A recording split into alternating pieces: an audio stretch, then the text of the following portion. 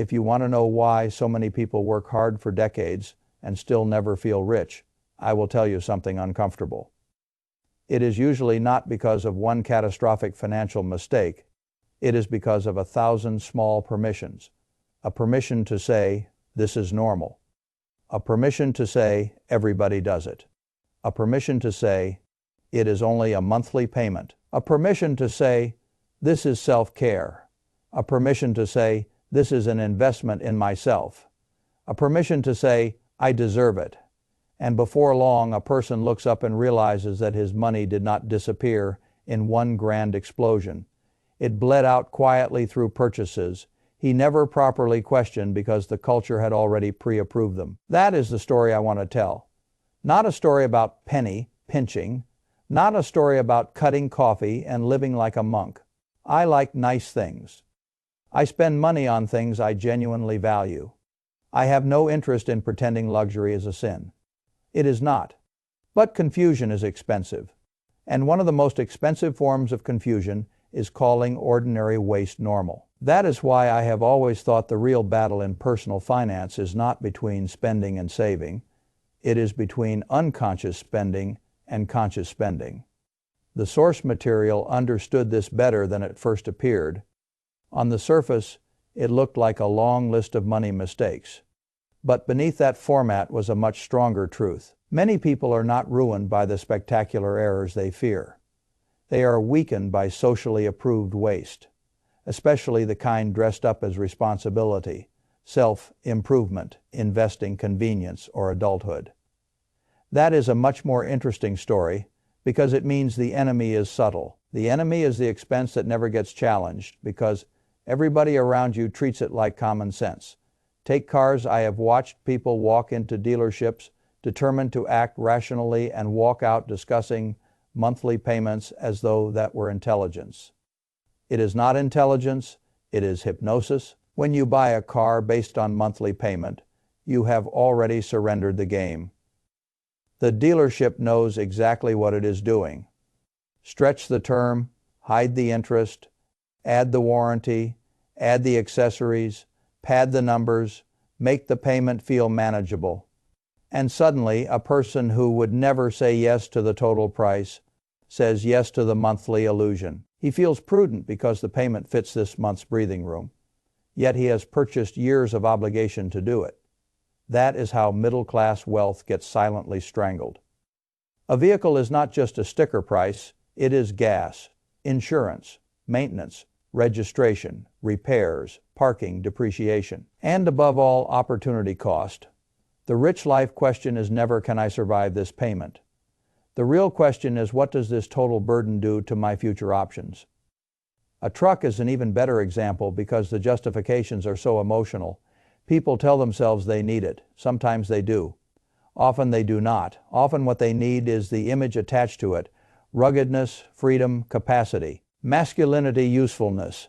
Then they bury that emotional desire under the language of practicality. I have seen people making ordinary incomes finance extraordinary vehicles with monthly payments that quietly sabotage saving, investing, and peace of mind. It is not that trucks are evil. It is that emotional desire is often hiding inside a purchase people insist is purely rational. This is one of the great themes of money. Americans in particular dislike admitting they want luxuries, so they rename luxuries, they call them investments, they call them self-care, they call them necessities, they call them rewards for hard work, they call them upgrades, they call them smart purchases, they call them anything but what they are. That is where clear thinking begins to collapse. The phrase that does the most damage in these situations is this one: I deserve it. Perhaps you do deserve something nice. I am not here to argue otherwise. But deserving is not financing. Deserving is not math. Deserving is not a conscious spending plan. A person can deserve rest and still not be able to afford a $700 impulse purchase. A person can deserve comfort and still not be able to afford the annual fee, the truck payment, the boutique gym, the ergonomic fantasy office, the luxury renovation, or the expensive self-improvement course he never finishes. Money does not reward us for deserving. Money responds to allocation. That is why I care so much about language. Once you call a luxury an investment, you have changed the emotional rules. Now you no longer have to admit that you simply want something expensive. Now you can pretend you are being wise. That is a dangerous move. A mattress can be wonderful. A Vitamix can be wonderful. A home deck can be beautiful. Skincare can be delightful. A gym membership can be valuable. A personal trainer can be life-changing for the right person. But unless the purchase has a realistic path to generating financial return, it is not an investment. And that is fine. There is nothing wrong with luxury. There is something wrong with lying to yourself. That lie is how people spend aggressively while feeling virtuous. It is one reason so many high earners remain less wealthy than they should be. They are not spending only on joy. They are spending on stories about themselves. The same pattern shows up in home renovations. A person says the renovation will pay for itself. Sometimes a portion might. Often it will not. What is usually happening is much simpler. The person wants a nicer kitchen, a better bathroom, a finished basement, a prettier backyard, a more emotionally satisfying home. Again, all of that is perfectly understandable. But once you wrap it in the language of investment, you stop judging it as a luxury. And once you stop judging it as a luxury, you become willing to borrow for it, overspend for it, and defend it with bad arithmetic. That is how a $50,000 emotional decision becomes a $75,000 financial wound. It is not the faucet, it is not the tile, it is not the deck. It is the self-deception. I have always believed that personal finance gets easier when you tell the truth. I want this because I want it. Fine. Then ask the adult question.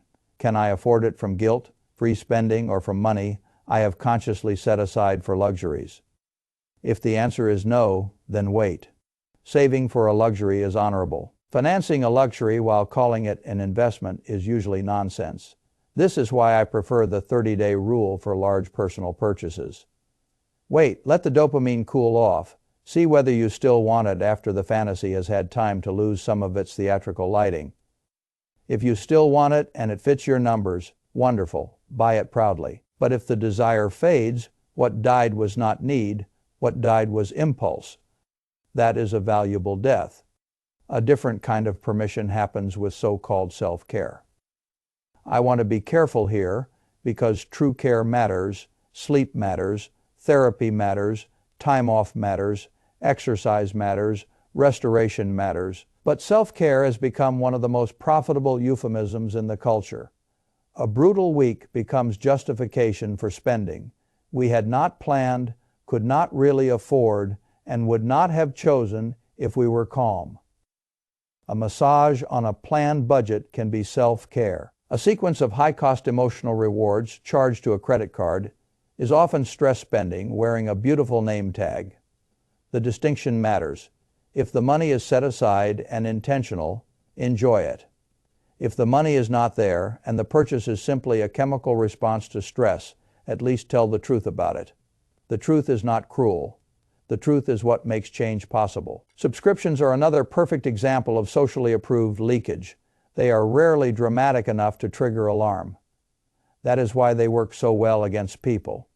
A few dollars here, a few more there, a service you might use, another you forgot about, a premium feature you once needed, an app that solved a short-term problem 18 months ago and kept billing ever since. None of these things looks like an enemy on its own. Collectively, they create a monthly tax on passivity. And passivity is expensive. What makes subscriptions especially dangerous is not only the money, it is that they crowd out more intentional spending. People say, "Where did my money go?" Very often it went to decisions made a year ago that were never revisited. That is why I like quarterly statement reviews.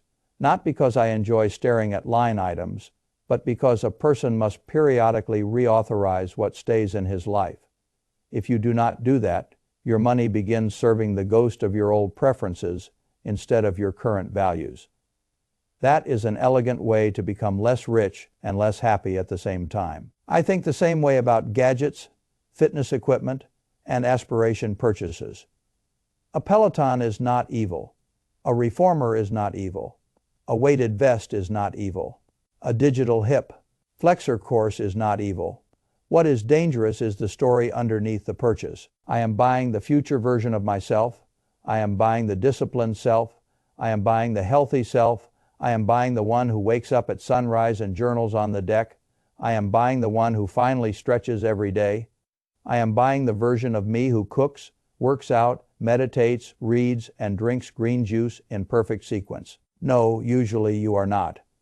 Usually you are buying a shortcut to the feeling of progress. That shortcut is expensive, and because it is tied to identity, people rarely examine it honestly. I have seen this in houses, cars, courses, desks, planners, kitchen appliances, and wellness products. The object is less important than the fantasy attached to it. You are not just buying the thing, you are buying the self-image in the commercial. Middle-aged men do not buy certain sports cars only because they love engineering. Many are buying the person they imagine exists behind the wheel. People do not buy a $300 planner because they lack paper. They buy it because it lets them feel like a more organized person before they have done any organizing. There is a lesson in that. Do not buy the fantasy first. Earn it first. Tree the free version of the habit stretch without the course, journal without the deck, work out without the machine, cook without the premium appliance. If you sustain the behavior, then maybe the upgraded tool makes sense. But do not pay premium prices to purchase a personality you have not yet built in action. That is one of the cleanest ways to turn hope into clutter. Hope should cost less. Now let us move to a more sophisticated form of waste complexity. Complexity is one of the most profitable disguises in money. A person sees a complicated product, a complex app, a sophisticated insurance structure, an alternative investment, an over-engineered spreadsheet, a tax shelter pitch, or a high-fee financial solution wrapped in jargon. And he assumes sophistication must mean value. Often it means margin for the seller. That is the whole trick. Complexity is easy to sell because it flatters the buyer. It makes him feel he is joining a higher class of financial understanding. Meanwhile, the simplest path, a broad, low-cost index fund, an employer match, a Roth IRA, an automatic contribution, a target date fund, is so plain that it can feel almost insulting. Surely something so simple cannot be the answer. Surely the real rich people are doing something more intricate. Often they are not. And even when they are, it usually has nothing to do with why they first built wealth. I have always preferred fundamentals. The more I study money, the less impressed I am by ornate systems, and the more impressed I am by simple systems maintained for a very long time. Complexity is not a virtue. A lot of complexity in personal finance is just confusion monetized. People who feel behind are especially vulnerable to it because they are looking for shortcuts. That is why scams and pseudo-sophisticated products so often prey on insecurity. If a person believes he has missed the simple path, he becomes easy to sell on the complicated path. That is dangerous. The source material was right to attack this, even if the tone was blunt. Many people do not need 12 apps, 19 spreadsheet tabs, 4 payment systems, and 7 financial frameworks. They need to know 4 things: fixed costs, savings, investments, guilt, free spending. They need a simple system that actually gets followed. Digital clutter is not clarity. An app that tells you which credit card to use for gas at one store and take out at another does not make you wealthy if you still do not know when you will be debt-free, when you will hit your first million, or what your actual plan is. That is not sophistication. That is distraction. The same blunt truth applies to financial advisors who charge 1% of assets under management. 1% sounds tiny. That is why it is such a brilliant business model. People hear 1% and compare it to grocery prices. It feels nominal. They do not stop to ask what 1% means when the portfolio grows, when the fee compounds in reverse, and when that fee is siphoning away a meaningful share of total lifetime return. They obsess over crackers and coffee and airline seats while quietly handing away tens or hundreds of thousands of dollars because the fee was framed in language too small to trigger emotional resistance. This is one of the most expensive optical illusions in personal finance, and it reveals something important. People often fear visible spending more than invisible spending.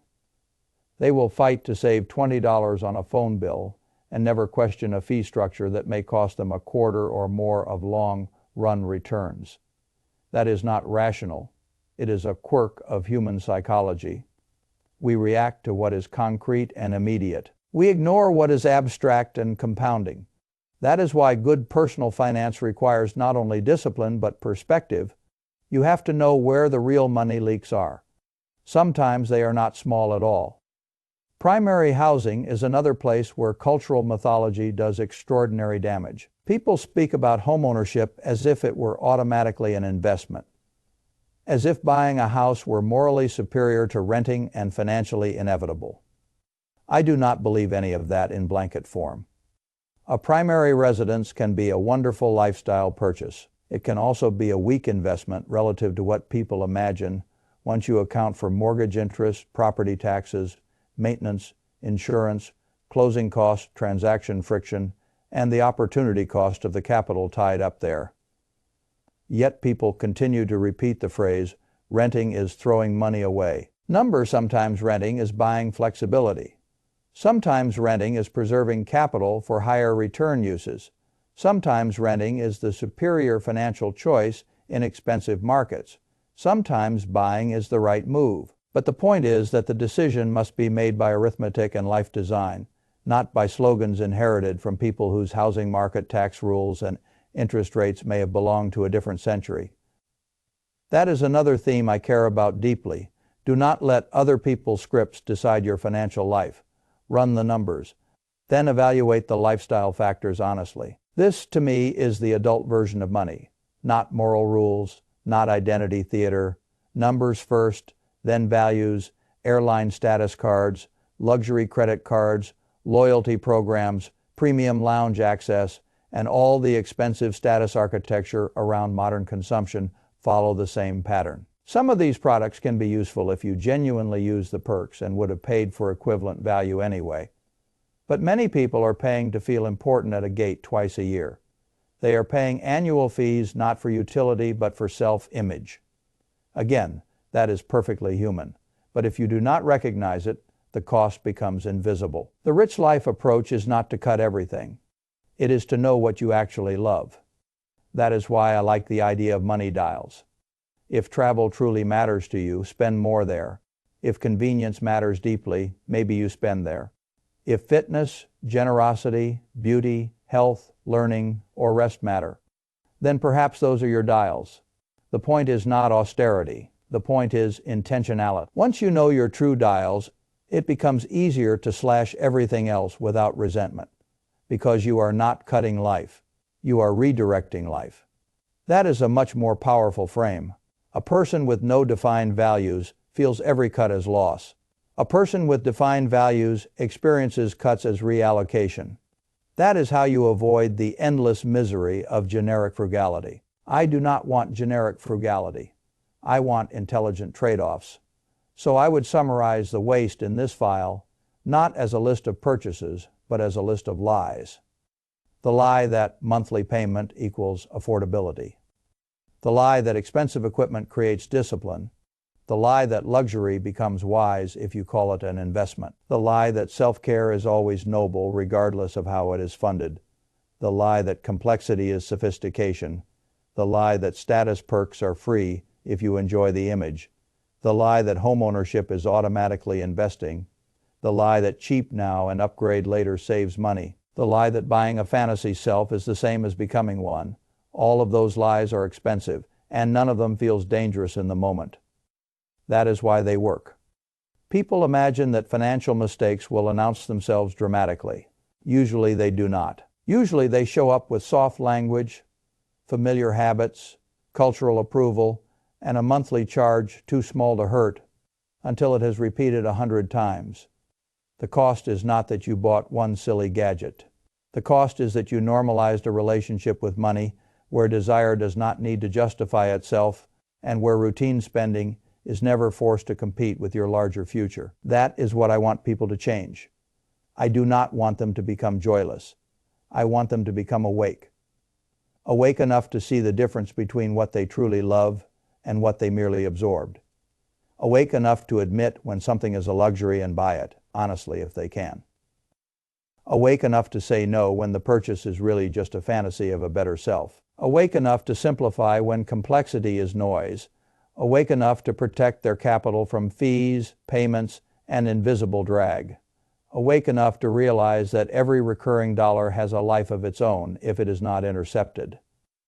That is what wealth building really is at the behavioral level, not austerity awareness. I would much rather you spend a lot on the few things that genuinely make your life better than spend a medium amount on 100 things you barely notice and later call normal. That is the rich life, not performative deprivation, not random indulgence, intentional spending, ruthless honesty, and the courage to question what everyone else has accepted without inspection. Because once you do that, something interesting happens. You do not just save money, you begin to feel stronger, less manipulated, less foggy, less automatic. And that is worth a great deal. The best thing freed, up cash buys, is not only return, it buys room to invest, room to save, room to say no, room to recover from mistakes, room to fund what actually matters, room to stop playing defense every month. That is why I care about these so-called ordinary money leaks. They are not ordinary at all. They are quiet votes against your future. And the moment you begin noticing them for what they are, you stop being a passive consumer of the life handed to you. You start becoming the allocator of a life you actually want. That is a much more interesting way to live. And in the long run, it is a much richer one too.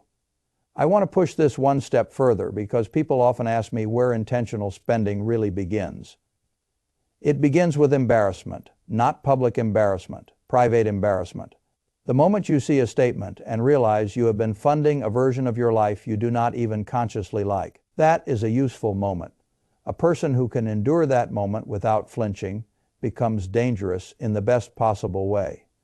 He becomes less persuadable, less marketable to every company trying to turn insecurity into recurring revenue, less vulnerable to the false urgency of sales, less eager to buy symbols of a future self he has not yet earned, less interested in having his preferences designed by default settings, social pressure, or algorithmic suggestion. That is a kind of wealth before the money even appears, because most people are not directing their money. Their money is being directed by whatever gets to them first. Ads get to them first. Dealerships get to them first. App designers get to them first. Luxury marketers get to them first. Friends get to them first. Fear gets to them first. Boredom gets to them first. Exhaustion gets to them first. And once something gets to them first, it often gets their money too. I do not think this is because most people are stupid. I think it is because modern consumption is built to feel frictionless, while intentionality always requires a little friction. That is why I like friction. A wait period is friction. A separate savings account is friction. Removing stored payment methods is friction. Making yourself move money manually before a non-essential purchase is friction. Quarterly statement reviews are friction. A spouse or partner who asks one honest question before a major purchase is friction. Friction is not an enemy. In the right places, friction is what keeps the machine from rolling downhill. And the opposite is also true. Too much friction in saving and investing is a problem. That is why I automate good behavior and de-automate careless behavior. Bills that matter should be easy. Investments should be automatic. Emergency savings should be automatic. Employer matches should be automatic. But impulse purchases should not be easy. Recurring subscriptions should not be invisible. Luxury upgrades should not happen in one click. This is the architecture of a strong financial life. Not because architecture sounds clever. Because human beings are weak in predictable ways, and good systems respect that fact instead of pretending it away. The people who build wealth quietly are often doing nothing more glamorous than arranging the environment so that their best choices are easier and their worst choices are a little harder. That is enough. It is enough. Because most bad spending is not noble desire. It is lazy spending, and lazy spending can be interrupted. I also think people underestimate the emotional cost of clutter. A cluttered closet costs money. A cluttered garage costs money. A cluttered subscription list costs money. A cluttered digital life costs money. A cluttered financial system costs money. Everything you own asks something from you: attention, maintenance, storage, decision making. A house full of almost right purchases is not a sign of abundance. Very often, it is a sign of confusion. That is why a cleaner financial life often feels lighter before it even feels richer. You have fewer payments, fewer decisions, fewer guilty objects, fewer lies to maintain, fewer symbols of ambitions you never really meant. That is a form of freedom, too. The rich life is not merely expensive things. It is a life in which your money, your calendar, your space, and your energy begin to align with one another. And when they align, something else happens. You stop craving random upgrades quite so often, because the urge to upgrade is frequently the urge to escape. Escape a life that feels sloppy. Escape a schedule that feels overfull. Escape a home that feels poorly designed. Escape the insecurity that comes from not knowing what is enough. You cannot solve that with another package on the porch. You solve it by building a life you do not feel the need to constantly anesthetize. That is what intentional money can do. It can help convert reaction into design. That is why I am less interested in the phrase waste money than in the phrase misallocate life. Because money is stored time, stored choice, stored effort, stored optionality. And if you spend it without awareness, you are not merely wasting currency. You are handing away future room you might one day desperately want. This is especially true when people are young and still believe the future will be generous forever. It might be. But life has a habit of eventually charging rent for all the years you assumed would be easier than they really were. So I would rather build the room now. I would rather keep more of my money now. I would rather invest the difference now. I would rather learn to identify fake needs now. I would rather disappoint the version of myself that wants every impulse validated than disappoint the older version of myself that will one day want dignity, flexibility, and calm. That is really what all this is about. Calm account, a calm month, a calm sense that your income is not vanishing into holes you no longer respect, a calm confidence that if an opportunity appears, you can say yes, a calm confidence that if a problem appears, you can handle it. That calm is expensive to build and priceless to own. So no, I do not care very much whether you buy generic peanut butter. I care whether you are financing a vehicle that is suffocating your future. I care whether your home purchase was chosen or inherited. I care whether your annual fees are quietly feeding somebody else's retirement instead of your own. I care whether your shopping habits are serving your values or your fantasies. I care whether your spending is so automatic that you no longer know where your own life is being funded. Those are the questions that separate a person who only earns from a person who allocates. And allocation is where wealth begins. Not because allocation sounds sophisticated, because allocation is the moment money stops being a blur and starts becoming an instrument. That is the transition I want for people. From blur to instrument, from passive spending to active design, from culturally approved waste to personally chosen value. If you can make that shift, you do not need to become perfect. You do not need to cut everything. You do not need to live a smaller life. You simply need to stop financing the parts of life you never consciously wanted in the first place. That alone can change everything. And in my experience, it usually does.